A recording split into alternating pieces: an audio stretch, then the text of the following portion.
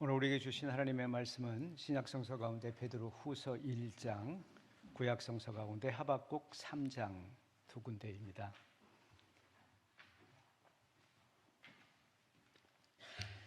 먼저 베드로후서 1장 4절부터 8절까지 말씀을 봉독하겠습니다. 하나님의 말씀에 경청해야 하시길 바랍니다.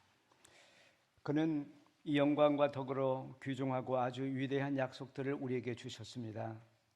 그것은 이 약속들로 말미암아 여러분이 세상에서 정욕 때문에 부패하는 사람이 되는 것이 아니라 하나님의 성품에 참여하는 사람이 되게 하시려는 것입니다. 그러므로 여러분은 열성을 다하여 여러분의 믿음의 덕을 더하고 덕의 지식을 더하고 지식의 절제를 더하고 절제의 인내를 더하고 인내의 경건을 더하고 경건의 신도 간의 우애를 더하고 신도 간의 우애에 사랑을 더하도록 하십시오. 이런 것들이 여러분에게 갖추어지고 또 넉넉해지면 여러분은 우리 주 예수 그리스도를 아는 일에 게으르거나 열매를 맺지 못하는 사람이 되지 않을 것입니다. 하박국서 3장 17절에서 19절입니다.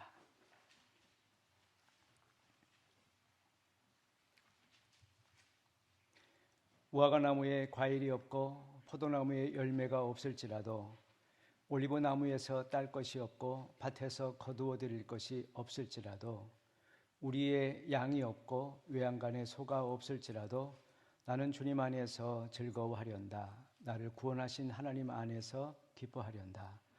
주 하나님은 나의 힘이시다. 나의 발을 사슴의 발과 같게 하셔서 산등석인을 마구 치닫게 하신다. 올해 우리 교회 표어 하나님의 성품에 참여하는 교회, 하나님의 성품을 닮아가는 교회, 여러 주에 걸쳐서 여러분하고 말씀을 함께 나누었습니다. 오늘은 이제 마지막으로 이 본문을 중심으로 한 마지막 설교가 되겠습니다. 베드로 사도는 우리들이 하나님의 성품으로 창조된 우리들이 닮아야 할 하나님의 성품, 우리들의 덕, 그것을 얘기하면서 믿음으로부터 출발을 해서 맨 마지막에 지난번에 설교했던 형제간의 우애라고 하는 필리아라고 하는 사랑, 그리고 오늘 최종적으로 아가페라고 하는 사랑을 이야기하고 있습니다. 사실 필리아라고 하는 것, 형제간의 혈육간의 사랑, 그것은 베드로 사도는 필라델피아로 표현하면서 단순히 혈육이 아니라 신도 간의 사랑이다. 그렇게 세번역 성서에서 보다 더 확장된 가족 구성원들, 교우들을 사랑하는 그런 사랑으로 설명을 했습니다. 예수님에게 친구들은, 제자들은 비록 피를 나눈 사람들은 아니었지만 기꺼이 자신의 목숨을 내어놓을 만큼 그렇게 귀한 사람들이었습니다. 그런 점에서 예수님은 우정 혹은 우애, 이걸 굉장히 중요하게 생각을 하셨습니다. 오늘 마지막으로 베드로 사도는 맨 끝에 사랑을 이야기하고 있습니다. 헬라어로 보면 아가페라고 하는 단어인데 여러분이 잘 아는 단어이죠. 조건이 없는 사랑 혹은 차별하지 않는 사랑, 산상설교에 보면 원수를 사랑하는 그런 사랑을 아가페라고 했습니다. 이런 사랑은 아무나 할 수 있는 사랑이 아니다 보니까 인간의 사랑이라기보다는 차라리 신적인 그런 사랑이다. 그렇게 우리가 이해를 하고 있습니다. 오늘 성경은 본문에서 우리 신자들이 하나님이 예수 안에서 보여주신 그런 사랑, 희생적이고 조건이 없고 원수까지 사랑하는 그런 사랑을 하나님을 향해서도 해야 된다. 그렇게 말씀하고 있습니다. 이것은 어찌 보면 굉장히 자연스러운 그러한 과정입니다. 지난번에 베드로가 형제간 혹은 이웃간 혹은 신도간의 사랑을 이야기했다면 오늘 하나님을 사랑하는 것 이야기하는 것을 말합니다. 즉 예수님에게 있어서 가르침의 핵심은 바로 하나님을 사랑하는 것이고 이웃을 사랑하는 것이었기 때문에 그렇습니다. 하루는 율법학자가 예수님께 질문을 했습니다. 선생님, 율법에서 중요한 가르침이 뭡니까? 핵심이 뭡니까? 그때 예수님이 이렇게 대답하시죠. 먼저는 첫째는 마음과 정성과 뜻을 다해서 하나님을 사랑하는 것입니다. 그리고 그 다음은 자기 몸을 사랑하듯이 이웃도 사랑하는 것입니다. 이런 가르침을 받았던 베드로, 그는 지난번에 형제 간의 사랑, 신도 간의 사랑을 이야기하고 이제 마지막으로 하나님의 사랑을 이야기합니다. 예수님의 가르침 때문이기도 하고 또 다르게 자신의 경험 때문이기도 했습니다. 요한복음 21장에서 부활하신 예수님이 베드로를 찾아오십니다. 그리고 베드로에게 물으시죠. 요한의 아들 시몬아, 네가 나를 사랑하느냐? 죄송합니다. 이때 사랑이라고 하는 그 단어를 헬라어 성경은 아가페 그렇게 표현을 하고 있습니다. 네가 나를 사랑하느냐? 베드로는 예수님의 그 아가페 사랑을 통해서 3번씩이나 예수님을 부인했던 그 자괴감으로부터 다시 소생할 수 있는, 새롭게 삶을 시작할 수 있는 그러한 경험을 하게 됩니다. 그의 삶에 죄송합니다. 그의 삶에 아가페는 다른 어떤 것보다 중요한 덕목이었습니다. 한편 산상설교에서 예수님은 아가페를 가리켜서 하나님처럼 완벽해지는 길이다 그렇게 말씀해 주십니다. 너희 아버지의 완전하심 같이 너희도 완전하라. 그 말씀 바로 앞에 원수에 대한 사랑을 얘기하십니다. 조건 없는, 그리고 원수까지 사랑하는 이 아가페는 하나님의 완전하심에 이르는 길입니다. 우리가 하나님을 닮되 그분의 완전하심에까지 도달하고자 한다면 우리의 신앙이 마침내 믿음으로부터 출발해서 온갖 지식과 절제와 인내와 경건, 그리고 나아가서 형제까지 사랑해야 되겠습니다만 최종적으로는 하나님을 사랑하는 거기에까지 이르를 때에 비로소 우리의 신앙이 완성된다고 볼 수 있겠습니다. 결코 쉬운 일이 아니죠. 함께 피를 나눈 부모 형제를 사랑하는 것조차 감당하기 어려운 저희들의 모습입니다. 그렇기 때문에 베드로가 덕의 목록을 이야기하면서 이 아가페 사랑을 맨 마지막에 이야기할 수밖에 없었던 데는 다 그만한 이유가 있었을 것 같습니다. 아가페는 다른 모든 신앙의 덕을 습득한 후에, 다른 모든 신앙의 덕목들을 잘 실천할 수 있게 된 후에야 비로소 할 수 있는 그러한 최종적인 최고 단계의 그러한 덕이다 그렇게 말씀할 수 있겠습니다. 그렇지 않겠습니까? 그분을 믿지 않고 그분을 사랑할 수 있겠습니까? 그분에 대한 지식이 없이 그분을 사랑할 수 있겠습니까? 보이는 형제를 사랑하지 못하면서 보이지 않는 하나님을 어떻게 사랑할 수 있겠습니까? 그래서 베드로는 우리가 닮아야 할 신앙의 덕을 쭉 이야기했지만 최종적으로 아가페, 하나님의 사랑을 이야기하고 있는 것 같습니다. 하나님을 사랑하는 것, 그것을 인생의 최종적인 목적이고 우리가 도달할 수 있는 최고 수준의, 최고의 단계의 덕이다 그렇게 표현할 수 있겠습니다. 그런데 이런 하나님 사랑은 왜 그렇게 우리들의 삶에 중요할까요? 그것은 우리가 누구를 사랑하느냐에 따라서 우리가 어떤 사람인가가 결정되기 때문에 그렇습니다. 속담에 올라가지 못할 나무를 쳐다보지도 말라 그렇게 얘기했습니다. 그러나 또 달리 생각해 보면 우리가 큰 나무, 높은 나무를 꿈꾸지 않고 어떻게 작은 나무를 올라갈 수 있겠습니까? 이상을 버리고 현실에만 살아간다면 어떻게 우리가 지금보다 나은 삶을 살아갈 수가 있겠습니까? 이상은 비록 도달하기 어려운 것이어도 우리를 오늘보다 나은 사람으로 이끌어준다고 하는 점에서 하나님의 사랑은 우리가 쉽게 실현할 수 없는 것임에도 불구하고 우리를 지금보다 나은 인간으로 만들어줄 수 있는 근원적인 힘이기 때문에, 그래서 우리는 하나님에 대한 사랑을 감히 포기할 수가 없는 것입니다. 우리가 무엇을 좋아하느냐 혹은 무엇을 사랑하느냐, 그 질문은 우리가 무엇을 위해서 우리들의 삶의 에너지를 사용하고 있는가, 우리가 무엇을 위해서 시간과 돈을 사용하는가 하는 물음입니다. 우리 머릿속에 무슨 생각이 가득해 있고 우리 마음속에 어떤 생각이 가득 차 있는가 하는 물음이기도 합니다. 중세의 성인 아우구스티누스, 여러분이 잘 아시는 분입니다. 그는 회심하기 이전에 꽤나 유명한 학자였고 또 연설가였습니다.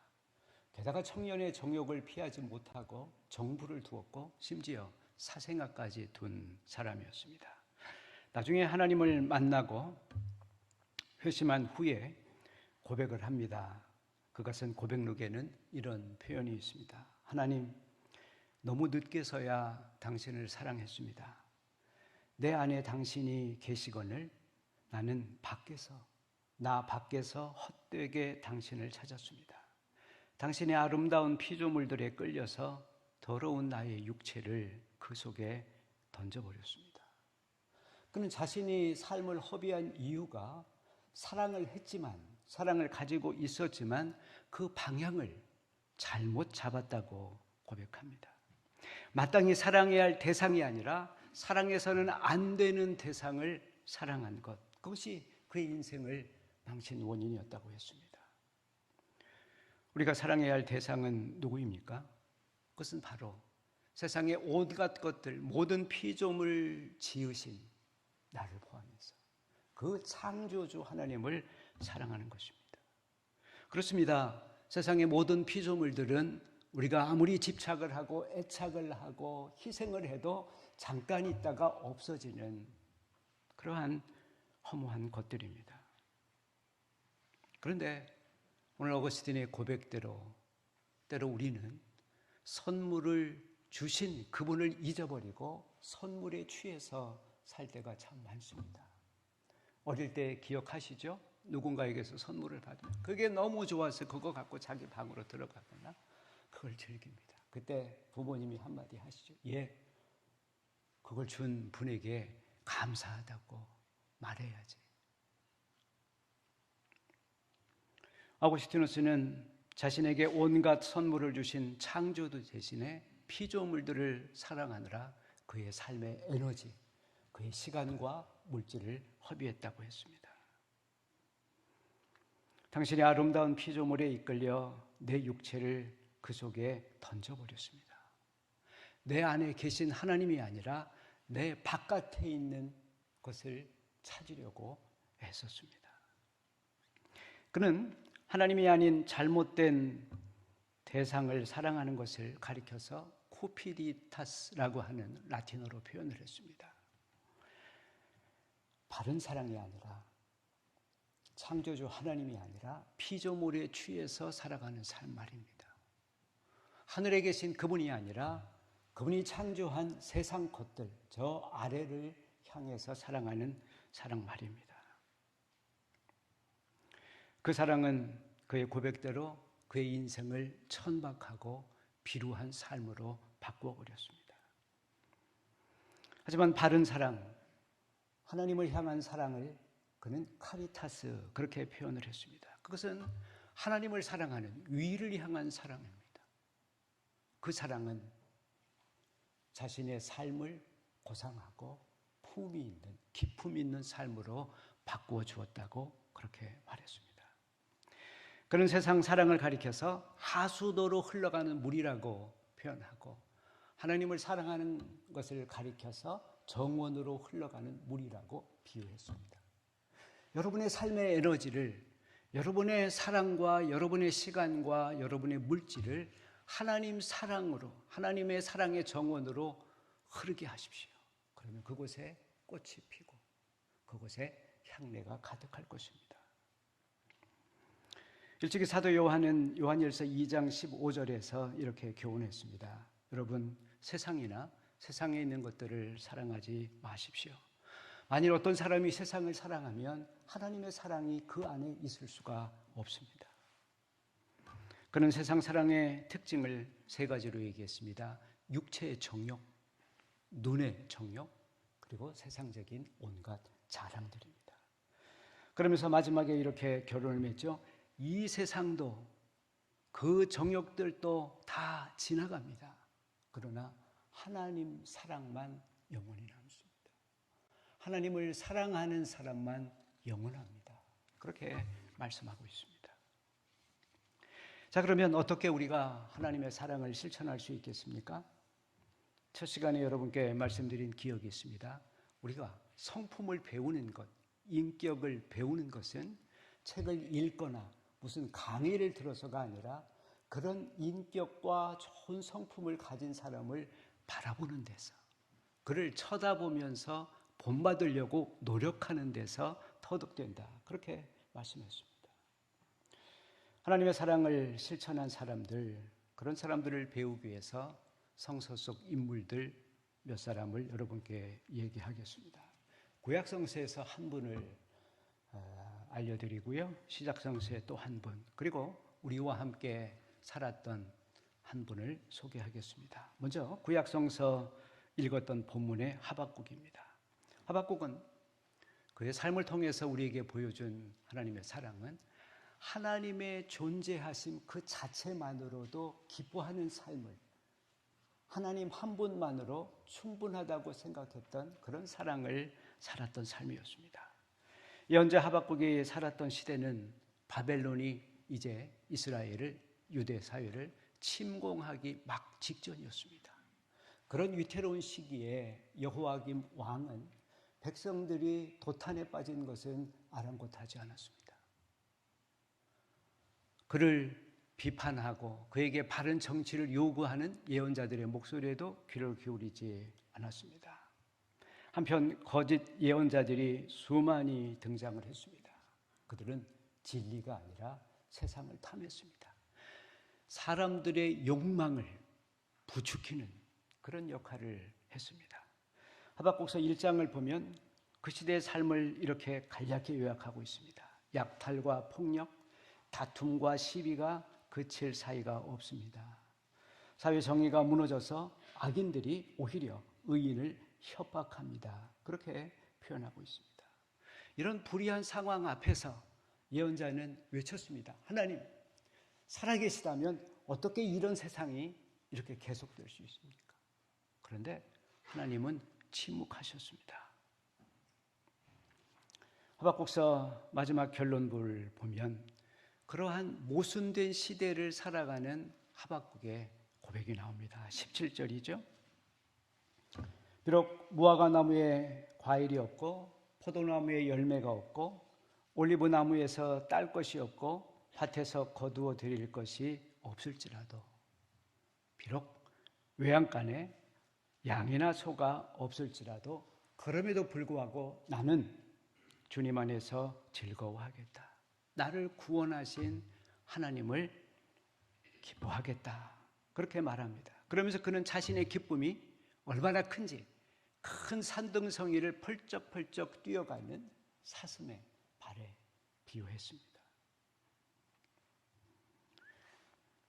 혹시 이분 시인 이름을 아시는 분이 있으리라 생각합니다. 13세기에 지금의 아프가니스탄, 페르시아에 살았던 잘랄루딘 루미라고 하는 신비주의 시인입니다. 그분의 시 가운데 아주 짧은 시가 하나 있습니다.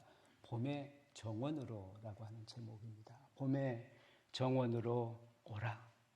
여기에 꽃과 술과 촛불이 있으니 만일 당신이 오지 않는다면 이것들이 무슨 의미가 있는가? 그리고 만일 당신이 온다면 이것들이 또한 무슨 의미가 있는가? 시작성서에 공관복음, 마태, 마가, 누가 이 세 복음서에 똑같이 등장하는 아름다운 한 여인이 있습니다. 베다니의 마리아입니다. 그의 오라버니가 나사로였고 언니가 마르다이죠. 마리아가 예수님 앞에서 보여준 행동은 고귀한 사랑이었습니다. 자신이 가장 소중하게 생각하는 아주 값진 것을 기꺼이 그 앞에 드리는 사랑. 하루는 예수님의 일행이 베다니 마을에 방문하셨습니다.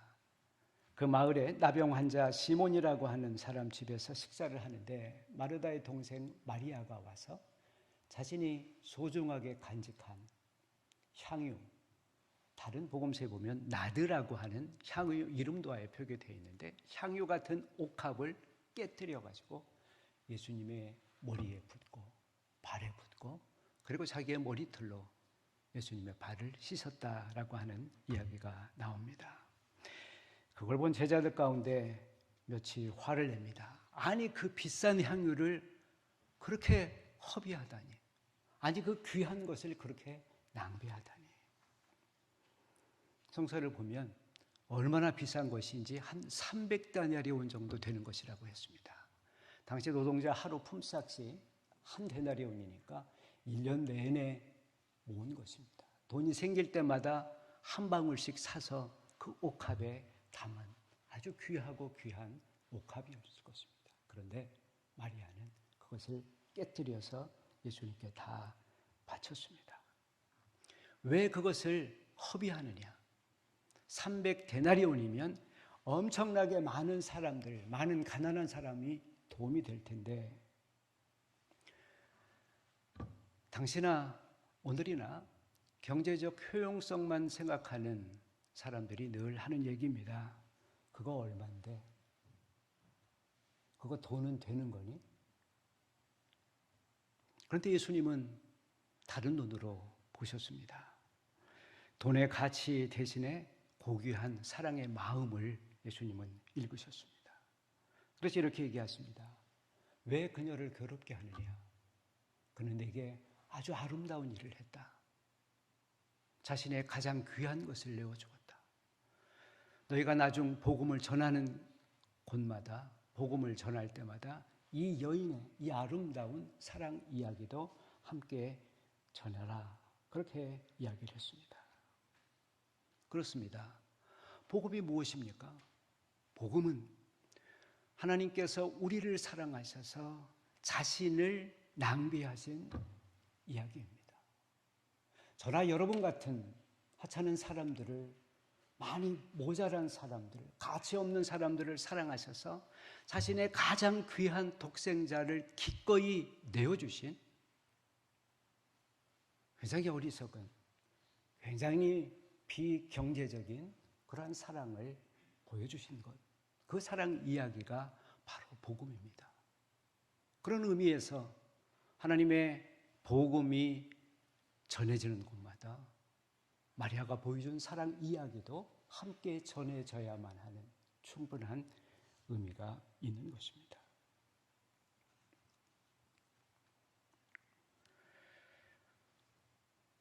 여러분 우리가 살면서 이렇게 낭비해본 사랑을 해본 적이 있습니까? 있죠.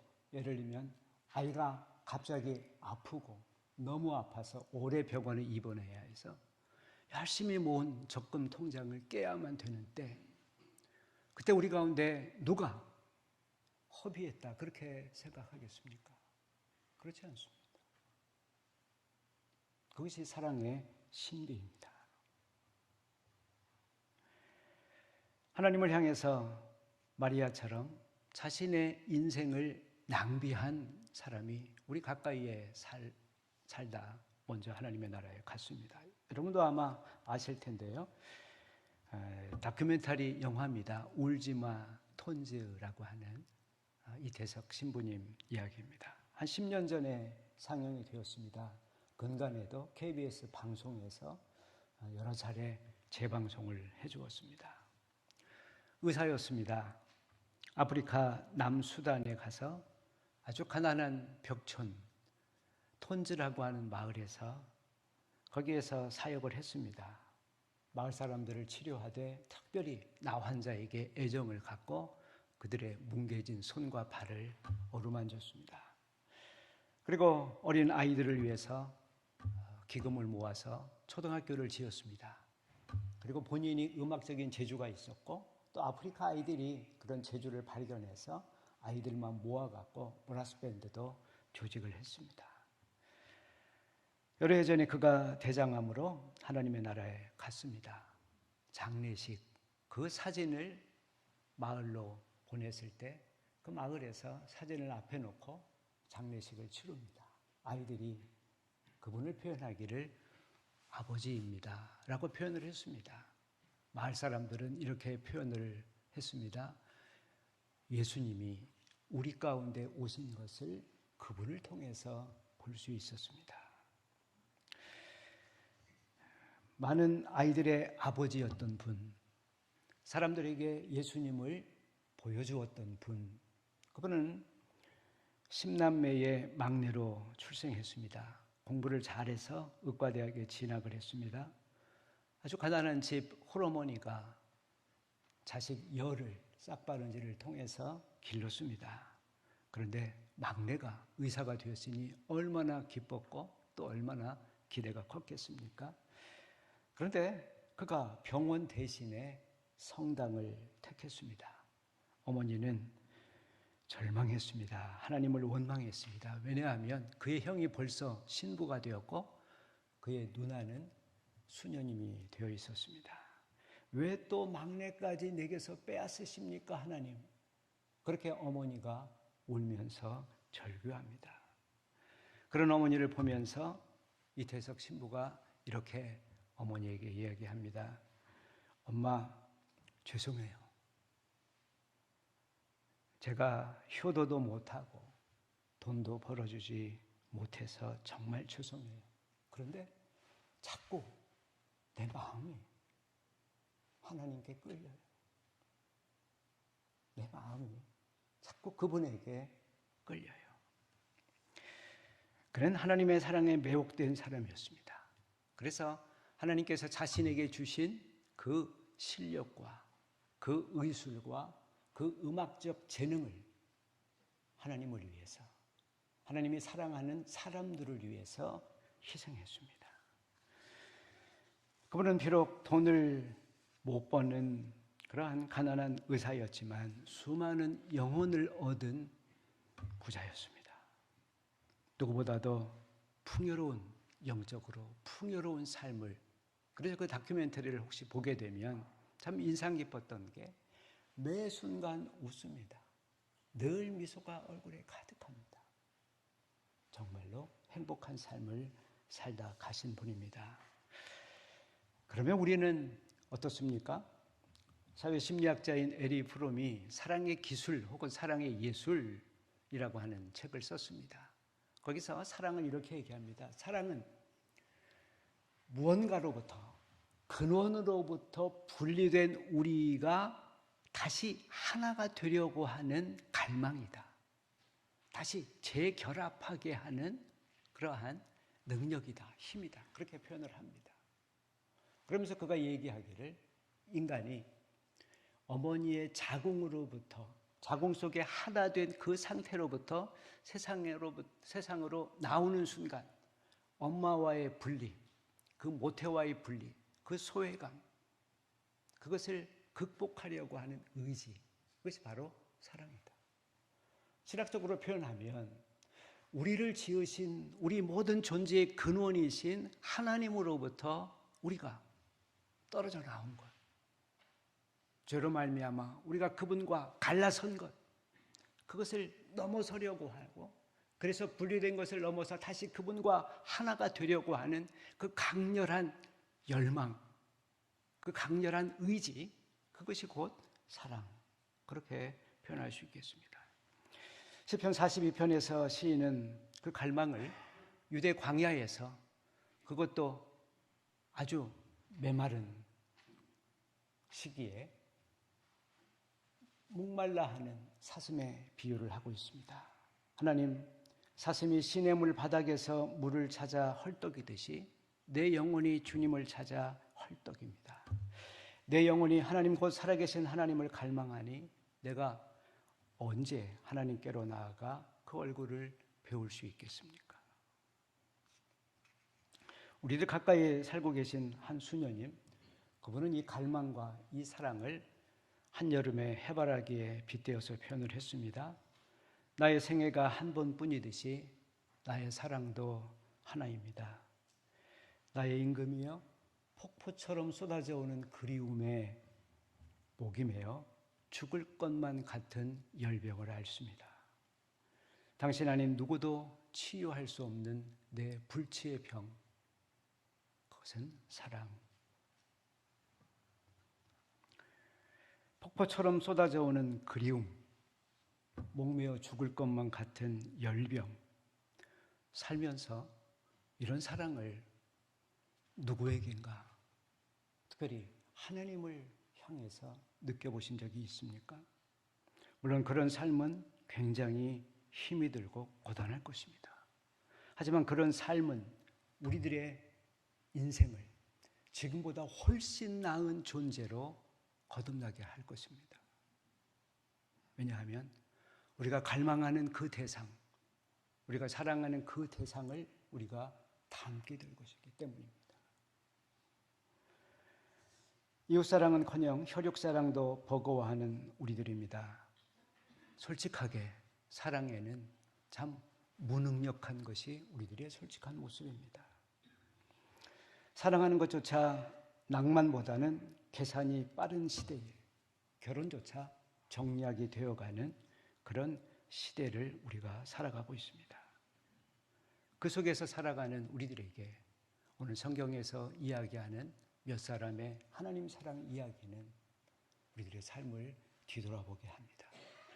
우리가 무엇을 위해서 삶의 에너지를 쏟아야 할지, 우리가 무엇을 위해서 우리의 물질과 우리의 시간을 낭비해야 할지 말입니다.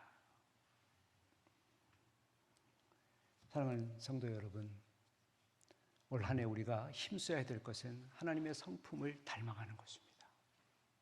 그러기 위해서는 그분을 신뢰해야 하겠습니다. 그리고 그분이 기뻐하시는 것이 무엇인, 싫어하시는 것이 무엇인가에 대한 바른 신앙의 지식도 가져야 되겠습니다. 우리가 어떠한 시련이 있더라도 잘 견디는 그런 인내심도 필요하겠습니다. 그리고 무엇보다도 절제할 수 있는, 기꺼이 자발적으로 불편을 감수할 수 있는 그런 노력도 필요할 것입니다. 그리고 경건함도 필요하고요. 그러나 아무리 종교적 경건함을 가졌다 하더라도 형제를 사랑할 수 없다면, 우리 가까이에 있는 사람에게 사랑을 보여줄 수 없다면 안 되겠습니다. 그러나 우리의 최종적인 목적은, 우리의 마지막 단계의 덕의 습득은 하나님을 사랑하는 것입니다. 하나님을 사랑하는 것. 그분을 위해서 우리의 삶을, 우리의 재능을, 우리의 것을 바칠 수 있다면 우리는 어쩌면 지금보다 훨씬 더 나은 그러한 삶으로 변해가리라 믿습니다. 기도하십시다. 사랑하는 주님, 주님을 향한 사랑을 잃어버리고 점점 생기가 없는 삶으로 변해가는 저희들을 불쌍히 여겨 주시옵소서.